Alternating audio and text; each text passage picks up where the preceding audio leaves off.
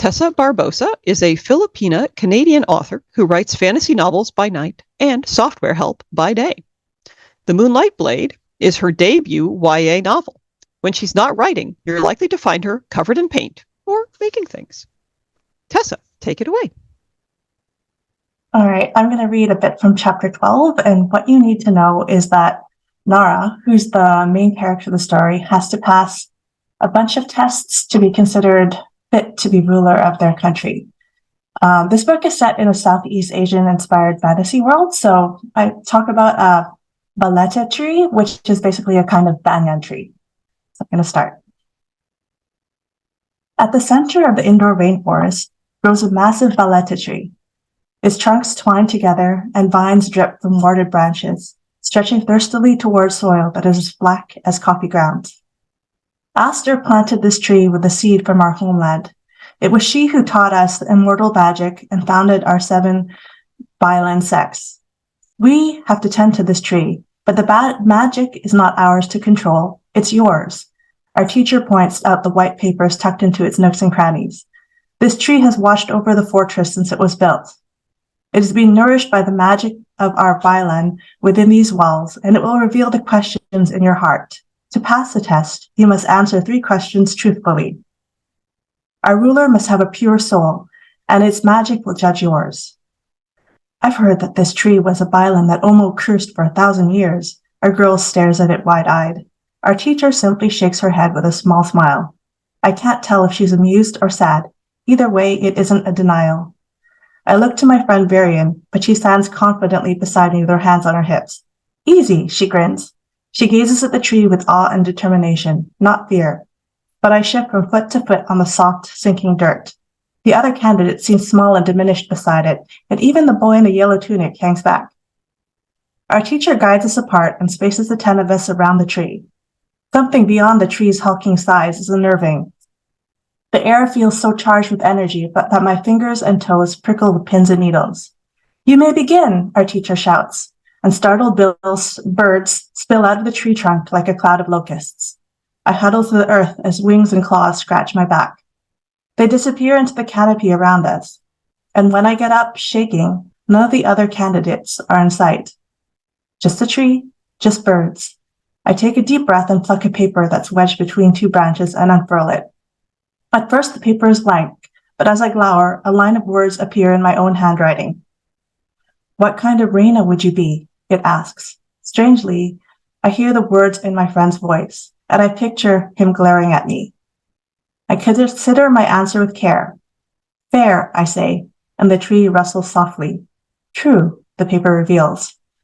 A scream is followed by a thud, and I crane my neck to see what's happening. Vines stretch, and I spot a flash of yellow. The boy who pushed me in the grove shrieks as he's lifted onto the baleta's branches by his wrists. My body tenses as I eye the branches, but they remain unmoving around me. Focus on your test, candidates. Our teacher cuts the boy free, and he hits the ground with a whimper. There's nothing to worry about, she says. But she braids twigs into patterns of protection when she thinks no one is watching, and glances at the tree nervously. I don't have a good feeling about this, regardless of her reassurances. I snatch her second paper, and the words slowly ghost across its surface. Why did you come here? It asks in black ink. I want to be Reina, I whisper. For several seconds, nothing happens, but my question is replaced by a single word. Liar. A root shoots out of the dirt and seizes me by the ankle. Its grip tightens and drags me towards the baleta's trunk. I drop the paper and struggle to untangle myself. To save my mother!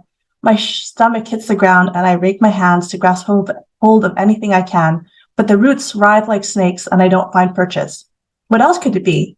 I kick at the tree as the soil opens around my legs and drags me downward. My knees disappear into a black hole and I scream. The roots wrap tightly around my legs and the weight of the earth presses down, suffocating my body. Their hold tightens further and drags me deeper. My chin hits the dirt, and I flail my arms as the tree sweeps leaves overhead. It's going to bury me alive. I'm going to die here. Struggling only sinks me faster into the loose earth. Because I'm tired of all the hateful people and the dusty roads, I want to prove I'm not as worthless as everyone thinks. Maybe I'm just being selfish, but I want more, I shout. I cough up dirt as the roots release me and tremble as I dig myself free. The worst part is, Although I would deny my selfishness to everyone, including my sister, it's true. Vines surround me as I climb out of the pit I nearly died in. Bits of torn cloth peek out from between the knots on the balletta's trunk. Branches that look too much like arms turned to wood stretch out towards me as if there were people trapped inside, begging for help. I'm not a pious person, but I start to pray. Heavenly Omu, I stutter. The tree creaks and groans like an old ship, and it leans towards me. A vine rustles and pokes me in the back. Every muscle in my body locks into place. I search nearby, but neither Varian or Dayan is in my line of sight. Every instinct screams flee, but I only have one question left to answer. I snatch a paper above my head and count breaths to calm myself as I wait. 3 breaths, 12 breaths, and finally words spread across the length of paper in dark red, as if written with blood.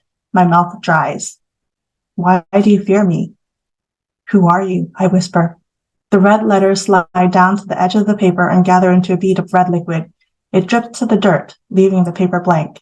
I wait for another question, but none comes. My skin crawls as I wait for an answer. Our teacher walks in my direction. Well done. But as I move towards her, a noose of vine slips over my head and lifts me to my toes. Those branches that look so much like arms begin to writhe and reach for me.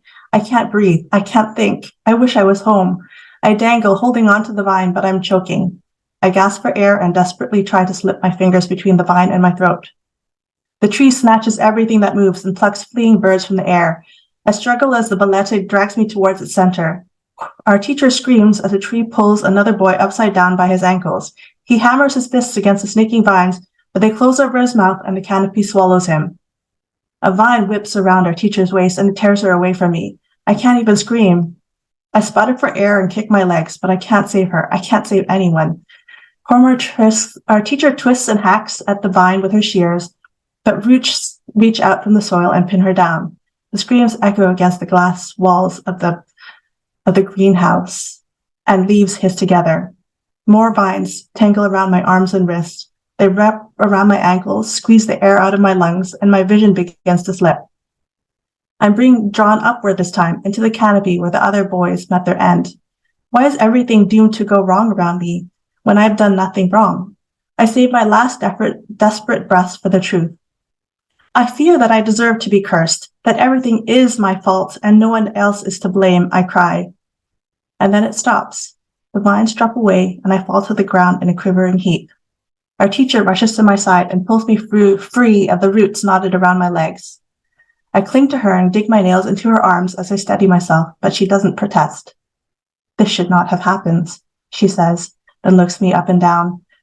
Her eyes are on my neck. I don't know what she's seen, but I shrink from her gaze. Rest, have a bath and something to eat. All will be well soon. She gently pries my hand from her arm and dismisses me. It's me. It's my fault. It's my curse bringing everyone bad luck, I want to say, but I can't move my mouth to admit it. That's it. Thanks.